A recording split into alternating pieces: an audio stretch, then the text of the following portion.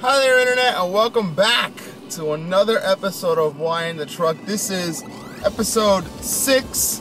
It is currently January 21st. It is day after I got back from a pretty decent anime convention. You know, it wasn't the best thing in the world, but it wasn't too bad either. I didn't really find much to buy, sadly. All I really found was a figurine and a poster, but that's beside the point. You also noticed I do have I do not have my beard today, which is sad face. It's growing back a little bit. Actually, I did about a week ago, but hopefully it'll be back soon, because nobody at my job likes that I do not have my beard anymore, and I kind of miss it myself. So, the reason why I miss my beard, and if you wonder why I miss my beard, I'll go and I'll put that picture why right there. It'll be all nice in the corner.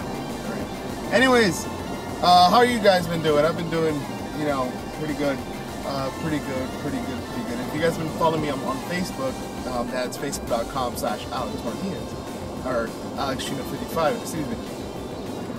I've recently been talking about the Final Fantasy, excuse me, Fire Emblem Awakening demo that came out on the 17th, last Thursday. Guys, well, before I give my opinion on it, in case you guys haven't heard yet, let me just go ahead and give you a bit of a backstory, or just straighten out my camera a little tiny bit. It's a little lopsided. That looks good. Yep, that looks good. Anyways, in case you guys haven't played it yet, Fire Emblem Awakening is the latest version of Fire Emblem to come out here in on the world. It's been out in Japan now since April of last year. It's taken a long time to localize it. I don't know why. It shouldn't take this long to localize a Fire Emblem game, but that being said, who cares? We're getting it anyway. Fire Emblem is a long-running series I talked about a couple episodes back in my turn-based strategy episode. It's one of my favorite turn-based strategy series of all time. It's set in kind of medieval times, so there's not really tanks and, you know, soldiers and all that in the sense of machine guns, but, you know, it's knights and cavaliers and paladins and mages and bishops and druids and shamans and all this other stuff. It's really great. The only thing is that the series has been known to be brutally hard because of its permadeath, in the sense that every character is important to the story, and once a character dies, they're dead for the game. So they're not coming back. A lot that from the people who I've talked to who don't like Fire Emblem, that seems to be the main reason why they don't like it. I think it adds character, and it adds depth and importance to every single unit that you have. But it's known for its steep learning curve. You got to be fucking fantastic at strategy games to really, you know, really excel at Fire Emblem. It's not an easy game, not by a long shot. But that being said, we're getting, you know, Awakening, which is the 13th installment in the series. We're going to be getting it on February 4th. Should have this up by before then. And like I said, the demo came out the 17th of January. I've poured quite a number of hours into it already. I just don't have my 3DS with me today. I have my Vita today. I need to finish Persona 4 Golden, but whatever. Or complete, should I say? Not finished, complete.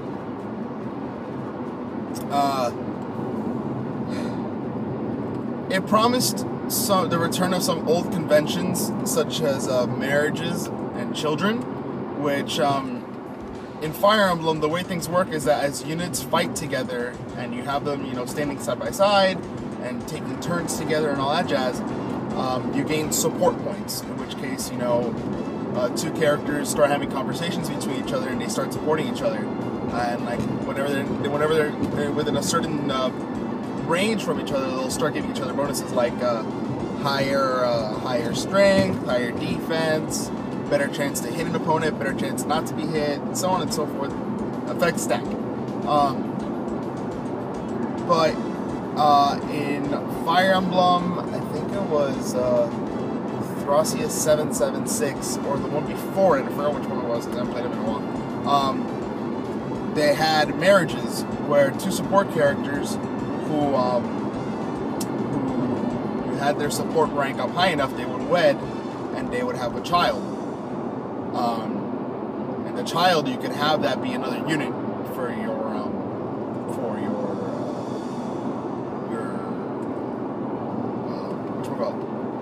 your unit pool, your army, and they fight alongside you.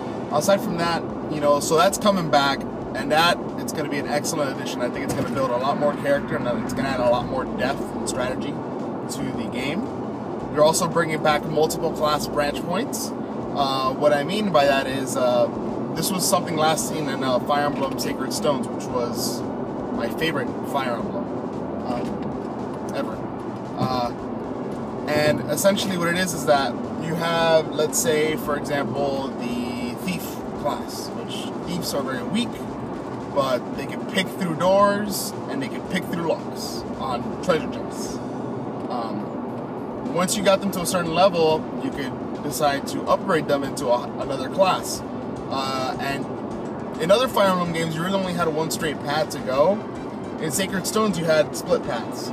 So you could either take the thief to be a rogue, which is just like a super thief, so they don't have to have a lockpick to pick doors, or they don't have to have a lockpick to pick chests, and they're super fast, but their attack sucks. Horrible. Or you could choose for your thief to become an assassin, which an assassin essentially is a thief, so you have, high speed, okay attack, better attack than the thief, and way better than the rogue.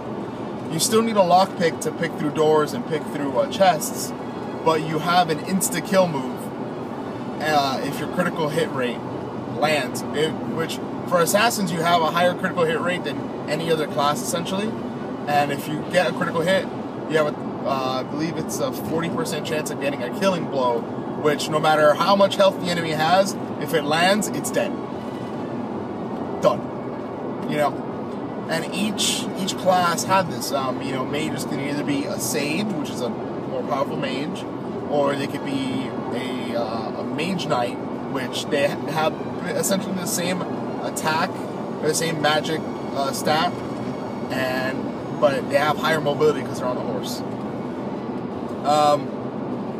That's back. So you have a lot more choice as to where you're going to take the branching paths. Now that's stuff that's not seen in the demo, but it is stuff that's already been seen that's going to be happening. For the demo itself, here's what I've witnessed. Tacticians are back, which tacticians before, there was really only like one or two games where you actually had, like, the player character had an avatar in the game, and that was the tactician.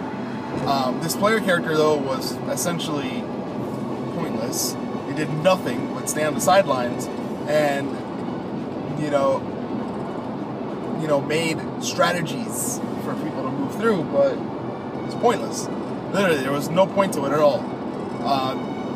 Now, the tactician is an actual class. It's an actual character. So, when you make your avatar, not only is your avatar, the commander of the units, it's now an actual character that you can play as, and not a bad one at that. It uses swords and magic, so you have it's essentially like the red mages from Final Fantasy. It's kind of a jack of all trades but master of none, and as it levels up, it gets better at swords and magic, but it's still not the best. Great. Fully customizable. You get to choose if you want a boy or girl. You choose their look, their voice. The demo doesn't really let you choose any of that, but the layout is there for you to choose. The demo only lets you choose male, and it looks decent, and you have to choose their name, which You could choose Robin, which is the like the default name, but whatever.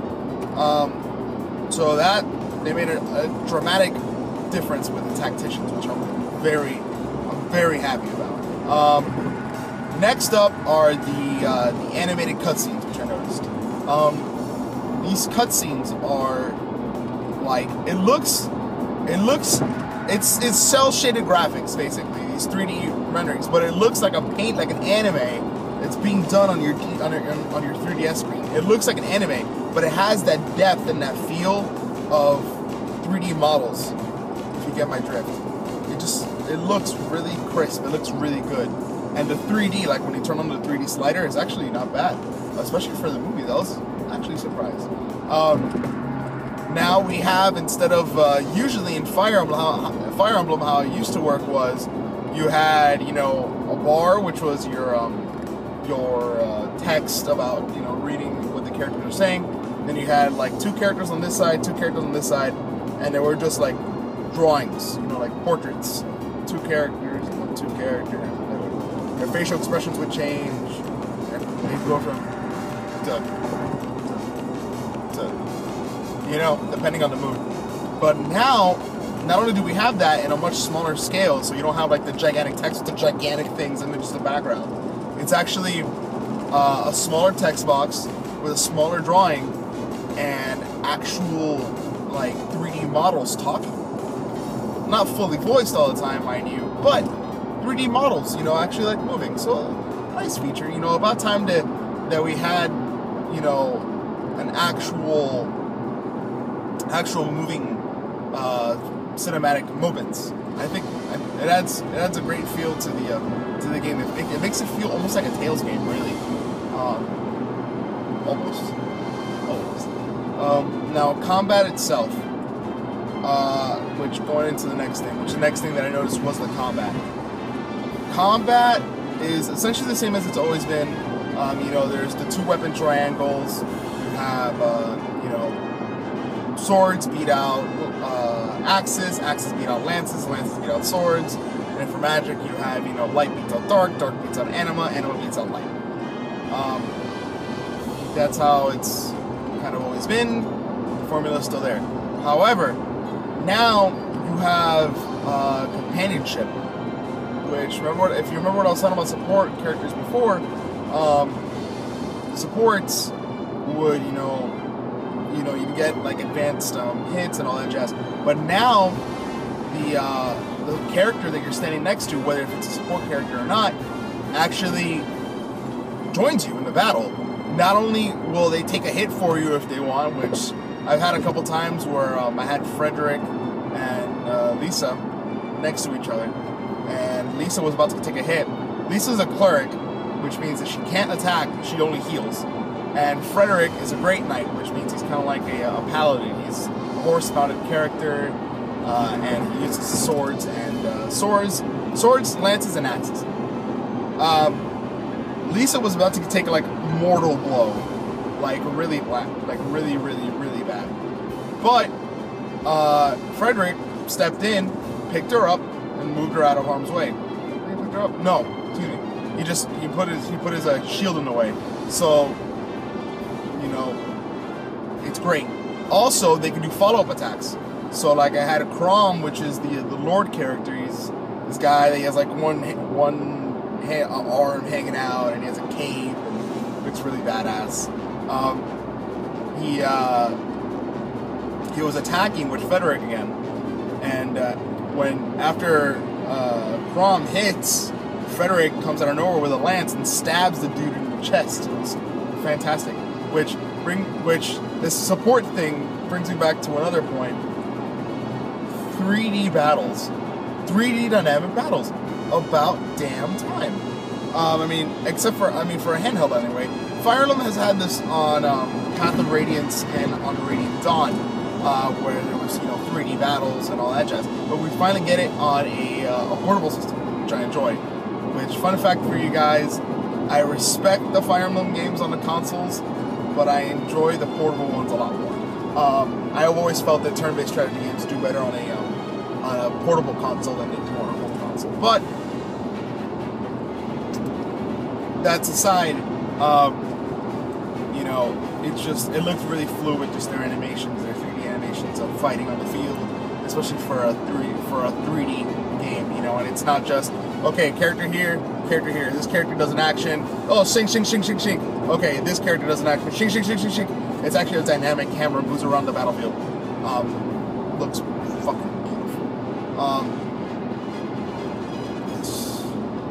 The story elements, the graphics, the gameplay, everything. Guys, this is shaping up to be a great game. Now, the demo itself only lets you play through two battles. One of them being the prologue, which is a very easy battle where you have 4 units. Your tactician main character, I'm gonna call him Robin because that's what I call him. He uses, you know, swords and tomes, light tomes. You had Crom, which is your lord character. He uses swords. You have Frederick, which is your great knight. Horse-mounted character he only has a lance, and I think he had a sword, if I'm not mistaken. And you have Lisa, which is Crom's sister, and it has she's a cleric. The only other character you really get, well, you get 2 other characters, excuse me, in the second mission that you have, the second battle that you have. It's Sully, which is, she's a cavalier, so it's kind of like a great knight before they become a great knight. And oh my god, I forgot his name. He's this really flamboyant guy. His name escapes me at the moment, but he's an archer, which archers are usually one of my favorite classes.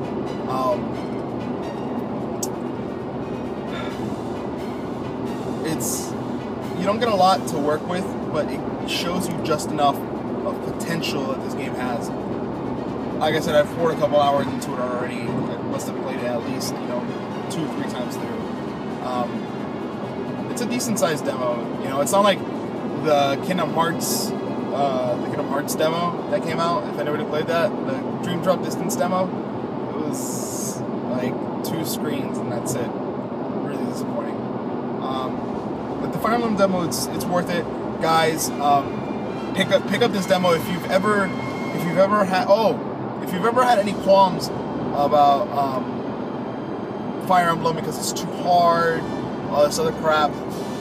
The good thing about Fire Emblem Awakening is that it gives you different difficulty modes.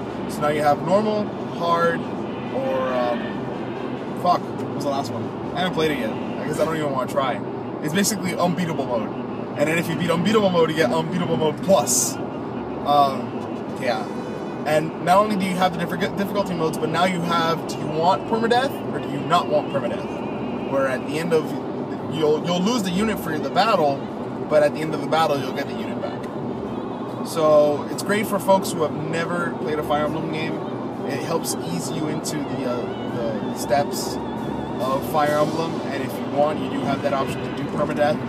For Fire Emblem connoisseurs like myself and strategy game fans in general, I don't see us really using the casual mode very much, which is the non-permadeath mode. I might use it for the ultra hard mode, just so I can get a feel for the ultra hard mode, and then go back and play the ultra hard mode with permadeath on. But whatever. I mean, I can easily say, very easily at this point, and trust me, this is something that it shocked me when I was thinking about this the other night. This could quite possibly be the best Fire Emblem game to come out ever. Ever. It takes everything that every Fire Emblem had. The weddings, the children, the multiple branching class paths, everything that every Fire Emblem game has ever made, and makes it 20 times better. And on top of that, not only does it make it 20 times better, but it also makes it more accessible for new players. I'm sure there's quite a number of people out there who have never touched Fire Emblem, who maybe have never heard of Fire Emblem, which I highly doubt, because I know I learned about Fire Emblem through Super Smash Bros. Melee because of Roy, and Melee and Brawl are pretty big. They're two pretty big games, and they both have Fire Emblem characters in it. So I'm pretty sure people have heard of Fire Emblem somewhere. If you've played Brawl, you've pretty much heard of Fire Emblem before. But for those who have never played it, or just they find turn-based strategy games too hard, this is definitely a stepping stone for you. And for us veterans out there, this is definitely going to be a game that we are going to be playing for hours. Like, guys, it's January, and I think I might have found already my game of the year. Bold statement, I know, but I think I might have found myself game of the year. But on a side note, guys, because I still have a bit of time, and I got my Fire Emblem stuff out of the way. I want to get controversial for a second. Most people will know from watching me on the podcast that I have rather eccentric views on video game series and video game franchises. I love pretty much all of Shin Megami Tensei. I love Fire Emblem, Legend of Zelda, all these, games, and some, outlandish ones like Dot Hack, and a lot of import games, I like all that shit. But one thing I've never talked about is Mario. Yes, Mr. Video Game himself, Mario. The plumber from, I don't know if he's Italian or American or Italian-American or New Yorker anymore, because he's been from pretty much everywhere at this point. I know a lot of people, a lot of my friends, that really enjoy Mario games, even now.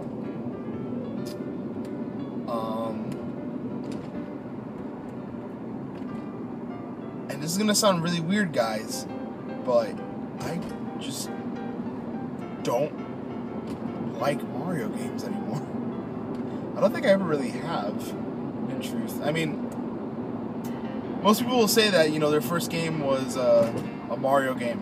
Like most folks my age. 23. I grew up in the 90s, Most people say their first game is a Mario game, as was mine. My first game that I ever played, I ever touched a controller and played, was a Mario game. Mario Brothers 1. Super Mario Brothers. And I had Mario games all throughout my life. And starting with Mario 64, I found that I didn't like it as much. I still don't like Mario 64 to this day. I don't understand why people say that it's one of the best games on the system, on the Nintendo 64. I don't get it. I don't. Because the game's shit. The camera's horrible. Mechanics, it's like the way that the momentum that Mario has is just off. Oh my god, no. No. Even watching my girlfriend play the other day on my Wii, because I downloaded it I had like leftover points or something, and I decided to download it on my Wii. It was just, no. Horrible. Oh, god, no. I was thinking about it this weekend. I sat down this weekend and I played Mario World, which was and still is my favorite Mario game, which isn't saying much, ever created. Which isn't fair because it's on the Super Nintendo. The Super Nintendo is my favorite system ever created. But I was playing Mario World, and I was playing it maybe 30 minutes. I got bored.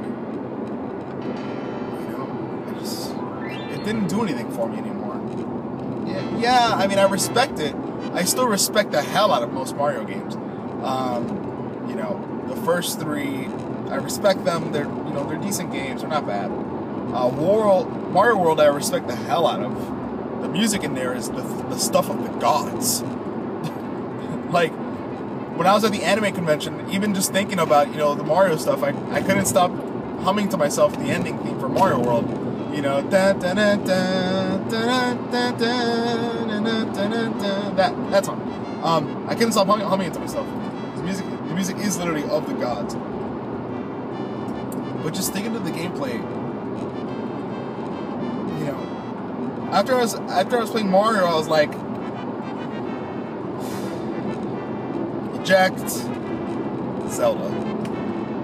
There we go. And I played it for a good 2-3 hours. I don't like Mario anymore. I don't like him at all. Like Galaxy, I played the first one, wasn't impressed.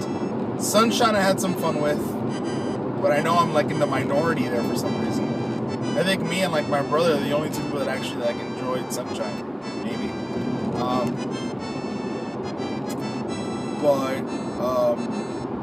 Yeah, Jesus, just ugh.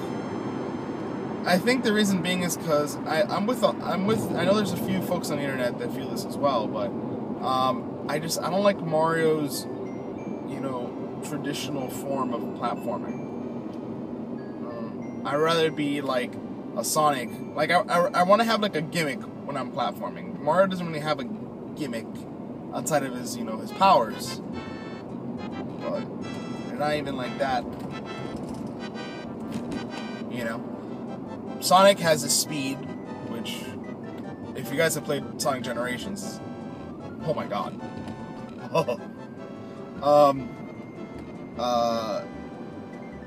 Or even Sonic Colors. Yes, I know Sonic's had a bad past. Sonic 06, let's put it behind us.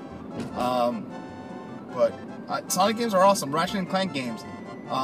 It's platforming, but it has a lot of shooter elements to it. You know, I like platforming with something. Platforming by itself is boring. And like, I played New Super Mario Bros. U at my friend's house the other day, and it's just, okay, when is this gonna end? Can we play something else now? I'll play Nintendo Land. Something. Anything but this. Please, God. It was not, I don't know, guys. I can't find myself to really enjoy a Mario game. Not saying Mario Kart, not saying a Yoshi game, which there hasn't been one in fucking ages. Just a Mario game. You know, Super Mario Bros. Ugh, just tired of it. Tragic. I know I'm in a minority, and I know I'm being controversial about that, but being controversial is what sparks, conversation, and I want to spark conversation. So, guys, please comment in the little tab box thing below me. Just go ahead and, you know, please tell me, what do you think? Am I an idiot? Am I a douchebag? I don't know what the fuck I'm talking about. Tell me, am I crazy for not liking Mario games? I want you guys, so that's a question I want you guys to answer. You know, am I insane for not liking Mario? Maybe I am. You know, leave your comments in the box below. Please, you know, hit that like, that favorite button. You know, it helps me more than you can imagine. Of course, you could always find me on Facebook at facebook.com/AlexChino55. And there's also my podcast, A Wild Podcast Appears. You can find us on Facebook at facebook.com/A Wild Podcast Appears. And on iTunes, we have, I believe, 17 episodes up, if I'm not mistaken. So yeah, guys, check us out. You know, I really appreciate it. Anyways, thanks, guys. I hope you enjoyed. I definitely had some fun talking about a game that I really like and a series that I kind of can't stand anymore. So, toodaloo, ta-ta, and peace out, bitches.